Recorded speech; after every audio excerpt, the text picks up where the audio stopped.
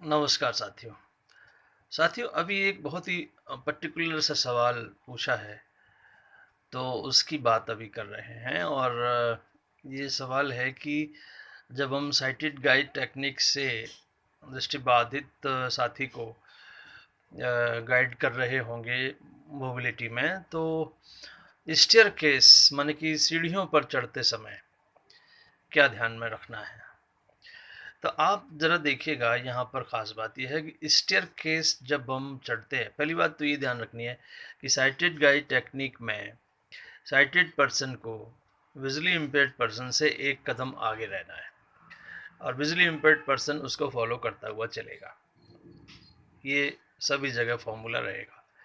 अब देखें आप स्टेयर केसेस में ये क्यों बहुत ज़रूरी हो जाता है। स्टेयर केस में जब आप किसी साथी को लेकर ऊपर चढ़ रहे हैं, तो जब आप ऊपर चढ़ते हैं तो एक के बाद एक सीढ़ियाँ आती रहती हैं और आपको अपने पैर को ऊपर उठाना पड़ता है, ऊपर उठाना पड़ता है।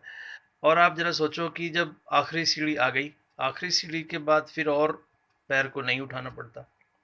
तो अगर आप साइटेड साथी एक कदम आगे हैं, एक सीढ़ी आगे हैं, तो आप जब सबसे आखिरी वाली ऊपर वाली सीढ़ी पे पहुंच जाते हैं, तो आप का जो कदम रखने का जो ढंग है और वो काइनेस्थेटिक सेंस से दृष्टिबाधित साथी भी समझ पाता है कि अब सीढ़ियाँ ख़त्म हो गई हैं, या कि उसको आप चलिए वर्बली बता भी सकते हैं कि ये आखिरी सीढ़ी है, ख़त्म हो गई इसके। तो क्या होगा कि आखिरी सीढ़ी पर चढ़ने के बाद और फर्दर वो सीढ़ियाँ और भी हैं कि आशा में और कदम ऊपर नहीं उठाएगा। और अगर मुझे आखिरी सीढ़ी पर जाके ये पता ना हो कि अब सीढ़ियाँ ख़त्म हो गई हैं, तो मैं ये उम्मीद करता रहूँगा कि सीढ़ी अभी और होगी, तो मैं फिर और ऊपर कदम उठाऊँगा।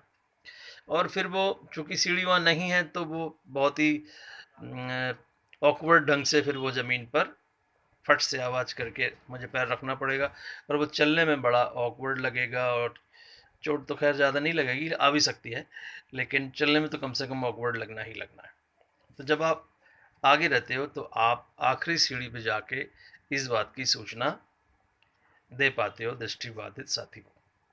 ठीक इसी तरह से जब आप ऊपर से नीचे उतर रहे हैं, तो भी आप देखिए कि जब उतरते उतरते आपकी जब आखिरी सीढ़ी आ गई, तो फिर आप समतल में आ जाते हैं। फिर आप और ज़्यादा नीचे पैर, सीढ़ी नीचे जाना है उस तरह से पैर नहीं बढ़ाते। और अगर ये सूचना दृष्टिबाधित साथी को by way of kinaesthetic sense और by telling by the cited guide मिल जाती है, तो वो फिर अपने आप को फिर समतल में चलाने के तरह से वो कदम अपना आगे बढ़ाएगा। अन्यथा वो फिर वही एक्सपेक्टेशन में रहेगा कि हो ना हो अभी सीढ़ी और है ना, तो फिर उसी ढंग से पैर रखने की कोशिश करेगा और फिर वो लड़खड़ाने की तरह हो सकता है कि कुछ परेशानी उसको हो।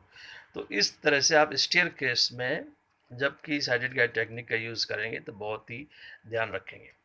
अब जब आप मान लीजिए कि दृष्टिबाधित साथी स्वयं छड़ी के यूज़ करके वो जा रहा, तो छड़ी जब जैसे ही वो सबसे ऊपर वाली सीढ़ी या कि सबसे नीचे वाली सीढ़ी पर पहुंचती है, तो आपको पता चल जाता है कि और फर्दर सीढ़ी नहीं है।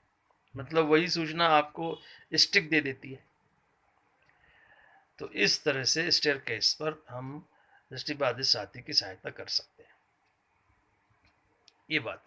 बाकी और भी छोटे छोटे इश्यू हैं, जैसे मान लीजिए कि कोई मडी पाथ है ना, कोई कीचड़ वाला रास्ता है, तो उससे फिर साइटेड गाइड टेक्निक के सहारे आप उसको उस जगह को अवॉइड करते हुए निकल जाएंगे, है ना। तो आप देखेंगे कि साइटेड गाइड्स जो टेक्निक है बड़ी अच्छी है। और केन टेक्निक भी बहुत अच्छी है। केन से भी हमको पता चल सकता है कि आगे जो ज़मीन है, अगला कदम मैं जहाँ रखने वाला हूँ, वो पथरीली ज़मीन है या बालू है या घास है या कि कीचड़ है। ये सभी सूचनाएं यदि आपकी केन यूज़ कर रहे हैं, तो आपको केन से भी पता चल जाती हैं।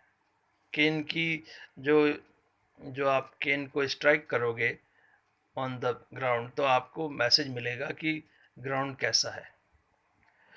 और जहाँ तक मडी एरियाज़ की बात है, तो वहाँ से तो हो सकता है कोई स्मेल भी आती हो, तो उससे भी आप अपने आप को बचा सकते हैं।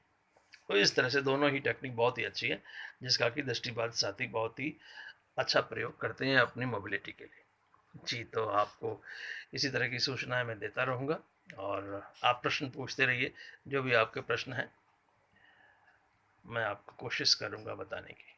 आप हमारी हौसला अफ़ज़ाई करते रहिए, मैं अपने पूरे प्रयास करता हूँ। धन्यवाद।